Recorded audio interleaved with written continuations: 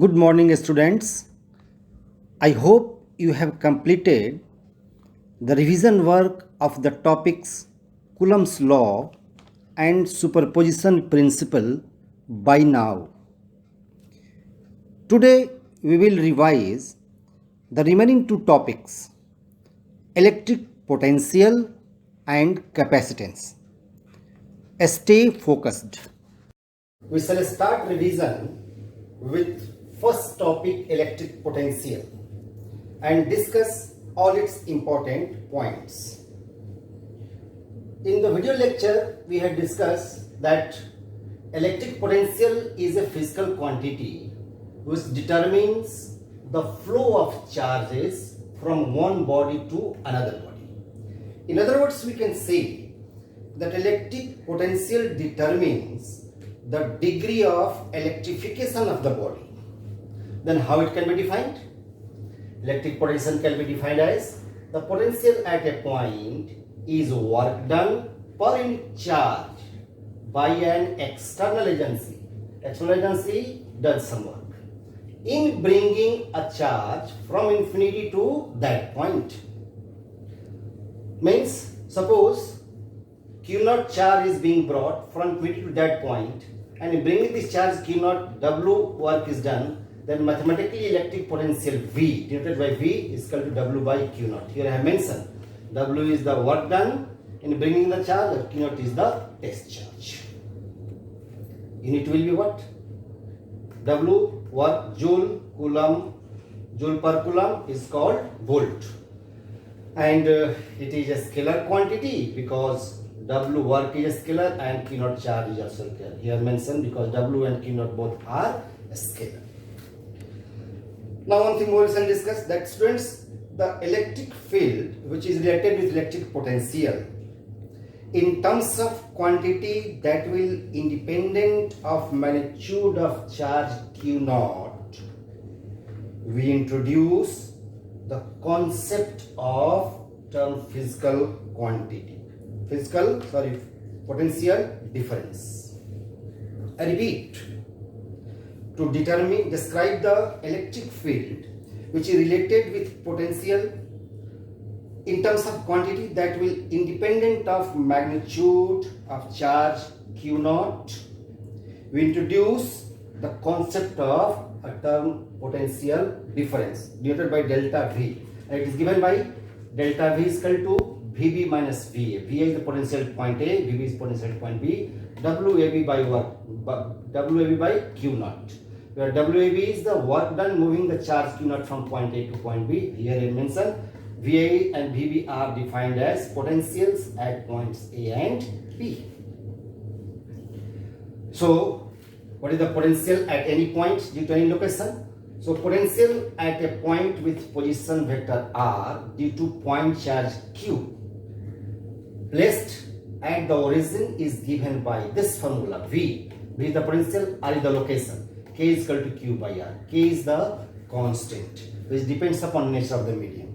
Suppose you have selected the vacuum or free space. At the place of K we will write 1 by 4 pi epsilon naught and Q by R. So this equation 1 gives the value of electric potential V at location R at any point due to the point charge Q. So with the help of this equation 1, what can we conclude? We come to the following conclusion. Below I have mentioned 10 points, and all the points we shall discuss one by one. The first point of conclusion. First point is potential at a point is in fact potential difference between the potential at that point and potential at infinity. From the equation V is equal to K Q by R is based on the fact that potential is 0 at infinity, because R will increase and V will decrease. So R becomes infinity, V becomes 0. Second point, the equation under consideration does not depend at all on the sign of the test charge, no matter it is positive or negative. Third point, although we have derived the equation V is equal to K Q by R for positive charge, but it holds true for the negative charge also. Fourth point, the equation V is equal to K Q by R, potential K Q by R, also gives potential outside or on the external surface of a spherically symmetric charge distribution. This is also important point. And fifth point, related with the point number 3. Fifth point is, if charge is positive, positive means charge Q is greater than 0, then potential is positive. And if charge is negative, that is charge Q is less than 0, then potential is negative. It means sign of potential is same as sign of charge Q. See this 6th point of conclusion. In 6th point written, for a given charge Q, potential depends upon R. For a given charge Q, potential depends upon R. R is the location. Means at equal distances from the charge, the value of V is the same. It means for a given charge Q, if the distances are the same for different charge, for particular value of Q, the V will be the same. What does it mean? With the help of this sentence, what can we conclude? The potential due to single charge is spherically symmetric, and this point is very, very important. It comes in exam. So always remember, if the charge will not be changed and R is the same, R location is only point with which the potential varies. If R is the same, potential is the same. 8th point is also very important. Here I will tell the force. We know that already discussed in the force and the field. Force is inversely proportional to R square. Field is inversely proportional to R square. R is the location. It means in case of force, R is distance in two charges. Here R is the point where the field is supposed to be calculated.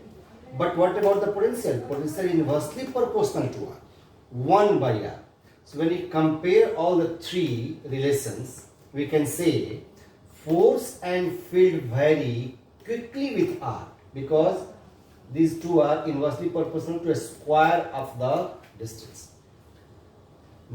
But variation of V with R is comparatively slower. And for this, I have drawn the graph over here, variation with the R. V is inversely proportional to R means variation V is along y-axis, R is along z-axis. This is the curved path, is the nature of this graph for the charge positive Q greater than 0. And when the Q is less than 0, the same, this is the V and this is the R, it is the curve. This nature will show that variation of the potential very slowly with the R, because here R decreases, V increases. In this case also, V decreases, R increases, or R decreases, V increases, but slowly in comparison to force and the field. But if you compare this way, but the variation of V with 1 by R will plot the graph. It will be a straight line passing through the origin over here. V and 1 by R, this graph. It is said that V is directly proportional to 1 by R, or V is inversely proportional to 1, both are the same. So nature of graph will be a straight line for this one. V and 1 by R passing through origin. This graph for the positive charge Q greater than 0, and the same graph for the negative charge Q is less than 0. Come to the 9th point, when R is equal to infinity.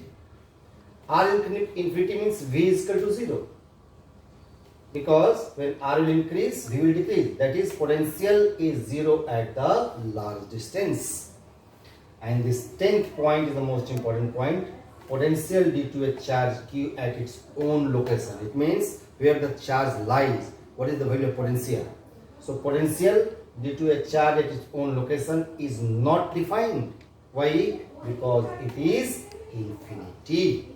So students, these 10 points explains all about the potential at a location R due to a point charge Q. Now we shall see electric potential due to an electric dipole. Electric dipole we have studied earlier. Electric dipole means which contains two charges plus q and minus q separated by a small distance, that is electric dipole. So electric potential due to electric dipole, it has the three situations. One is axial line. Axial line means the point lies on the axis of dipole at which the potential is required due to dipole. Equatorial line. Equatorial line means the point lies at right bisector of the dipole at which the potential is required. And third is the general point. General point means point lies anywhere from the dipole and potential is required. All these three situations we shall discuss one by one. So first case, axial line. Here is a short dipole AB consisting of two charges minus q and plus q separated by a small distance 2l. O is the midpoint. On the axis of this dipole at the point P, distance r from the midpoint of this. Here at the point P, electric potential is required. So find electric potential at point P by minus q charge, point P by plus q charge, and add this. Already we had derived this earlier. So what is the final result? So electric potential at point P due to dipole, suppose it is Vp. Here written Vp is equal to what? Vp is equal to 1 by 4 pi epsilon naught P by r square minus l square. And this P is dipole moment. Here we mentioned P is equal to dipole moment.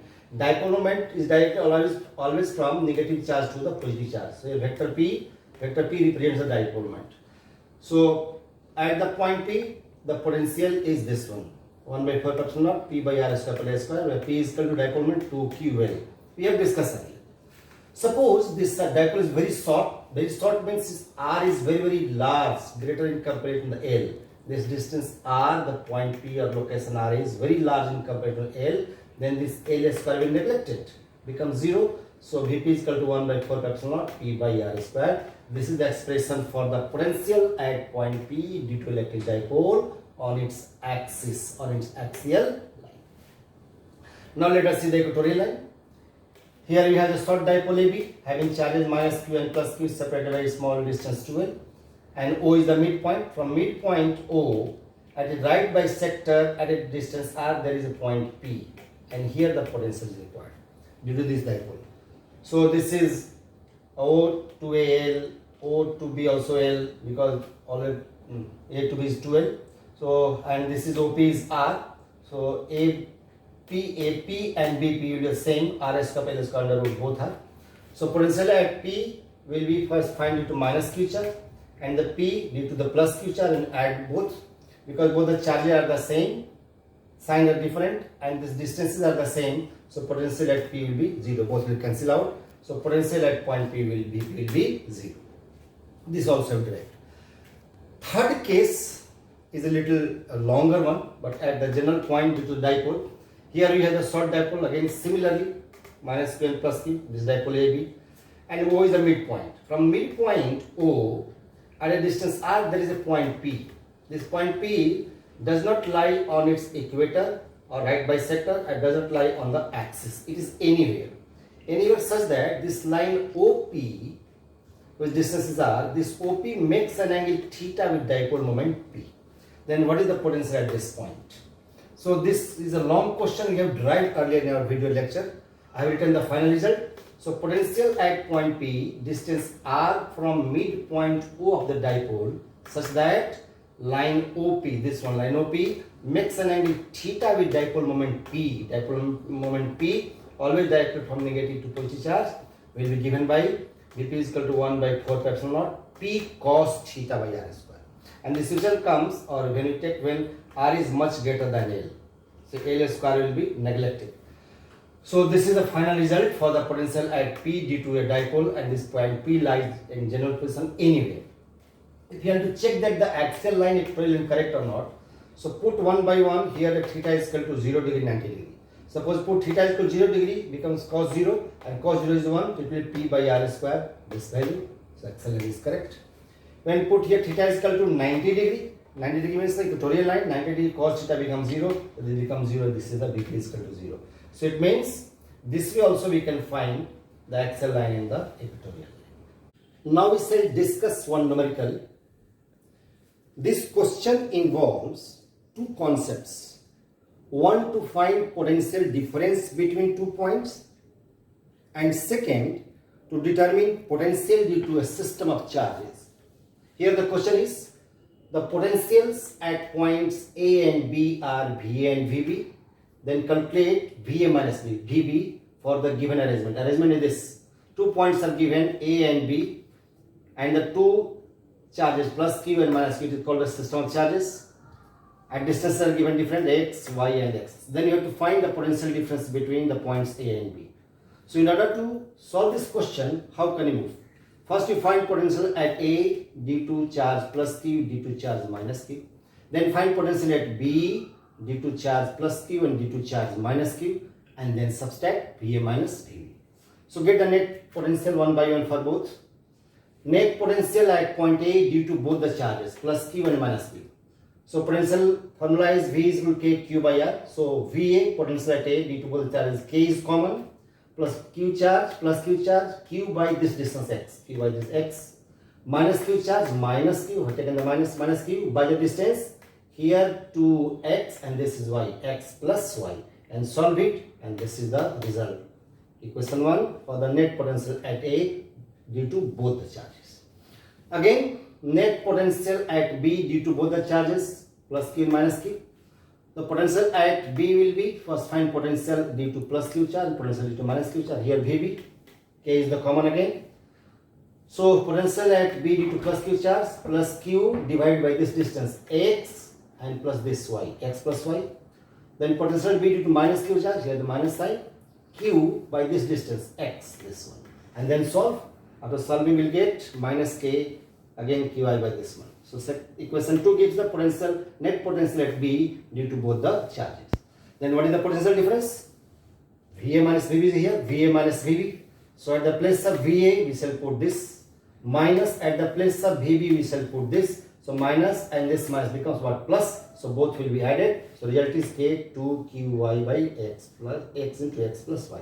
So this is the result of the VA minus VB. So you have got one difference between the two potentials, as well as how can find the potential due to two and more than two charges.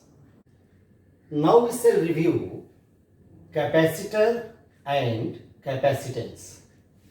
So here I have taken the first heading, capacitance of a conductor. Students, in my video lecture of this chapter capacitance, the first sentence I had written, the measure of ability of a conductor to store electric charge or energy is known as capacitance.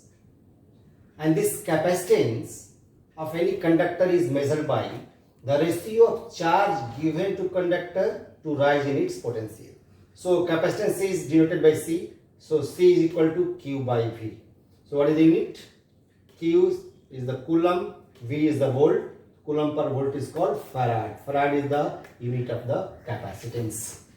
So 1, 2, 3 point must be noted that what are the factors on which the capacitance depends. Here I have mentioned the capacitance C is always positive and is determined purely geometrically. Geometrically means by shapes and sizes of the conductors.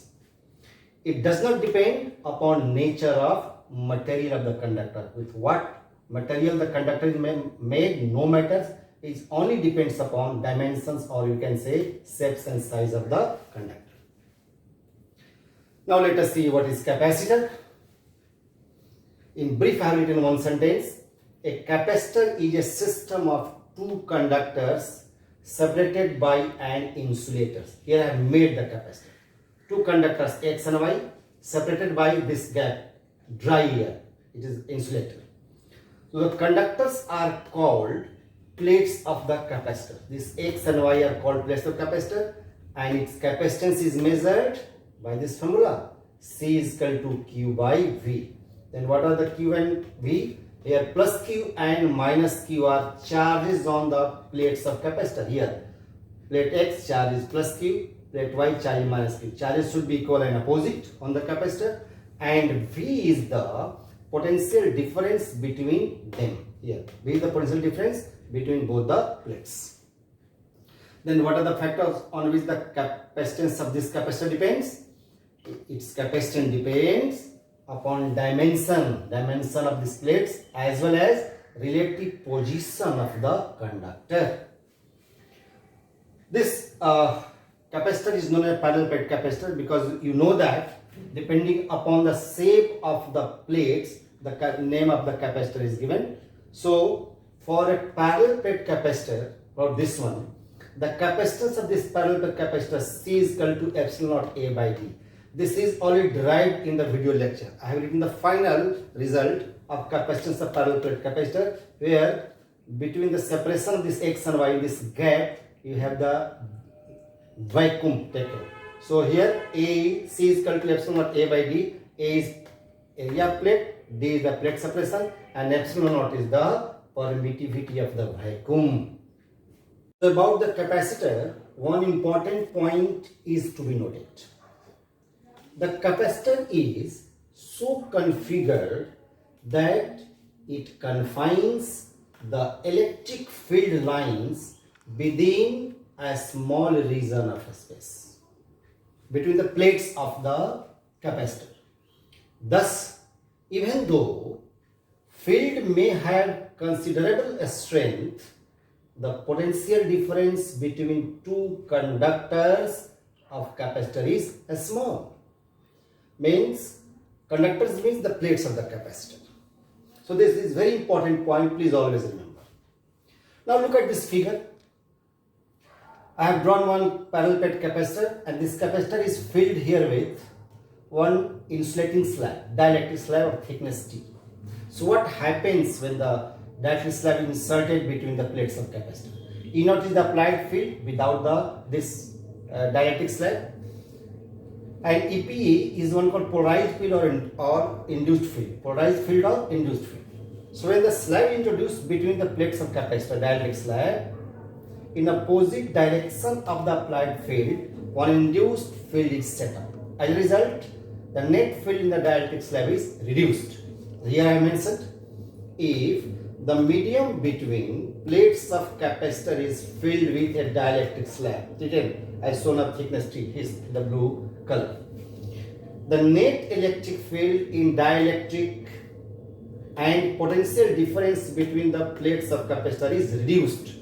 Why field reduced?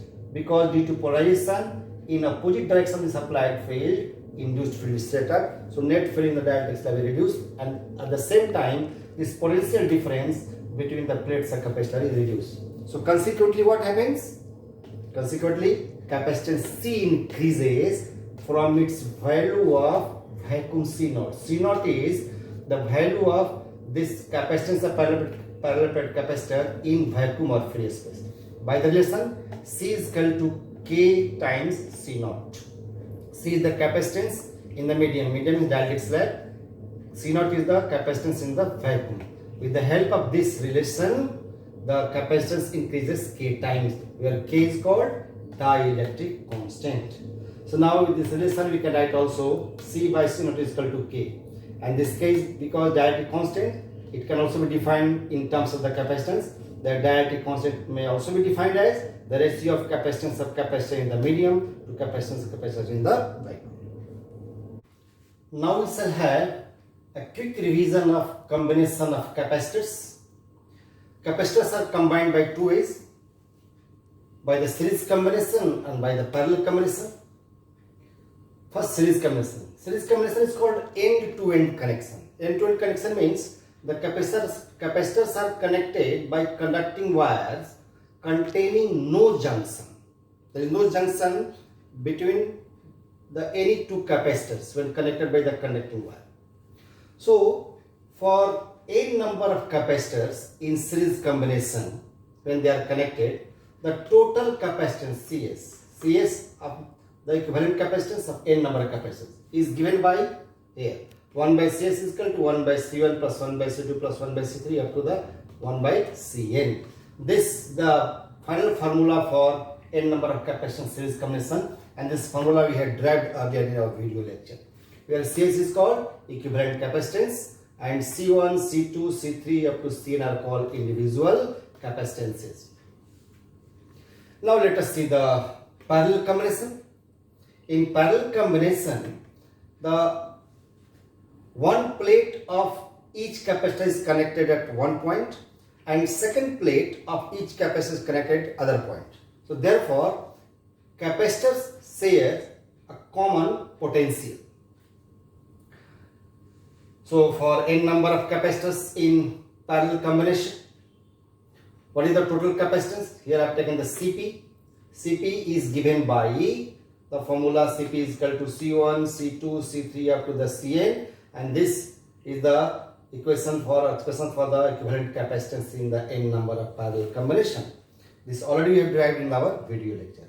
So Cp is the equivalent combination and C1, C2, C3 are the individual capacitances. Here is a network of 8 capacitors connected with a battery. With this network, you will learn that which capacitor is in series and which one is in parallel. For the sake of your convenience, I have mentioned it over here. Look, this point number 1, I have written C4 and C5 are in parallel. C4 and C5 are in parallel because one plate of each are connected to one point F and other plate with this one. They are in parallel, they share the same potential. Second point, C7 and C8 are in series. Of course, C7 and C8 are in series. This is called end-to-end connection, and between these two capacitors there is no any junction. They are in series. Third point about C1 and C2.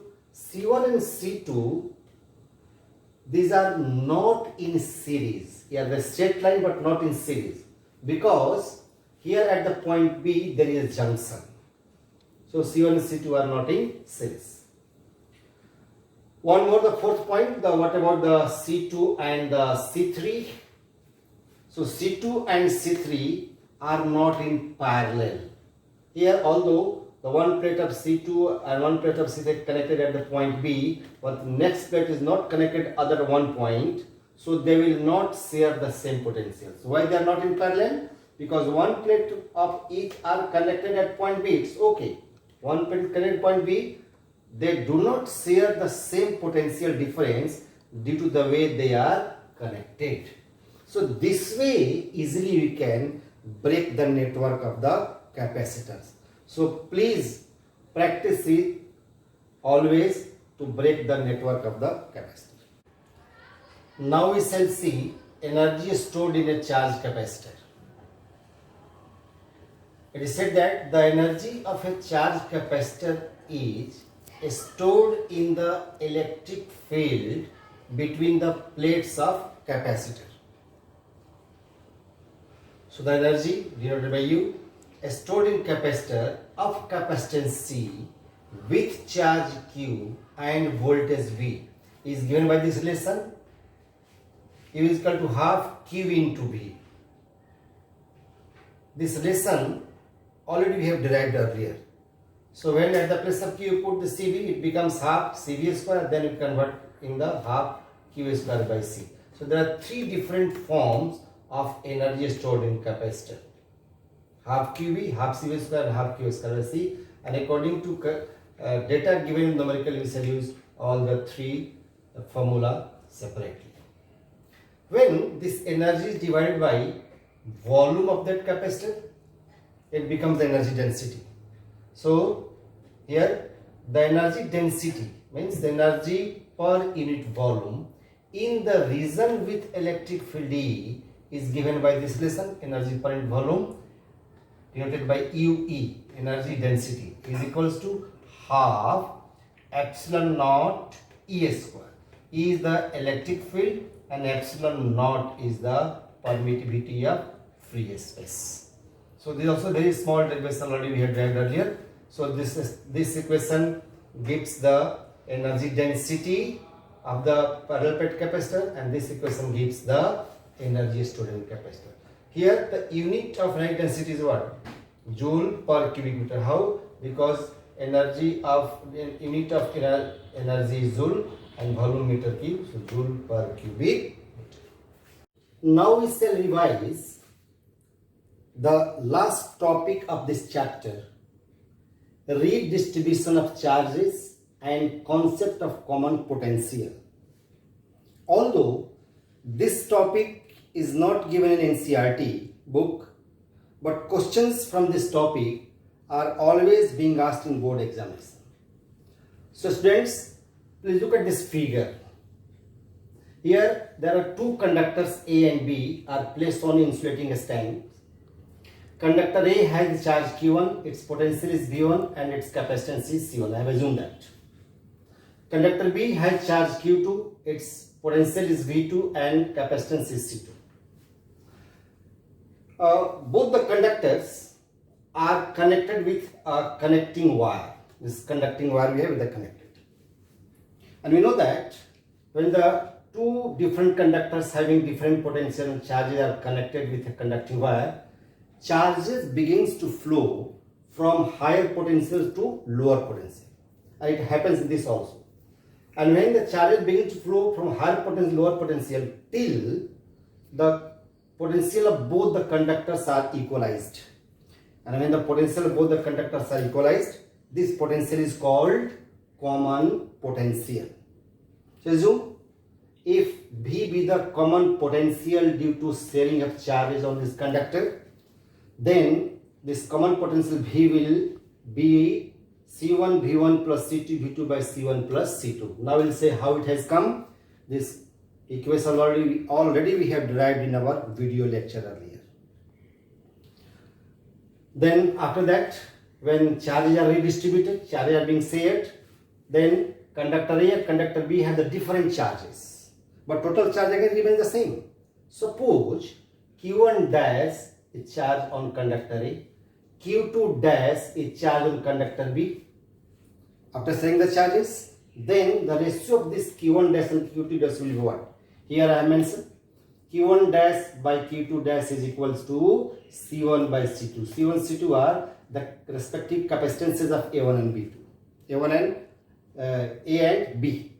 So with the help of this equation, what can we say? We can say after sharing the charges, charges are redistributed according to ratio of their capacitances. The students, when charges flow from one conductor to other conductor through this conducting wire, some energy is lost in the form of heat. Here I have mentioned that. So we shall calculate the loss of energy in redistribution of charge. So what is the loss of energy in redistribution of charges? Some energy is always lost in the form of heat when charges flow through the connecting wire. This loss of energy is given by this relation.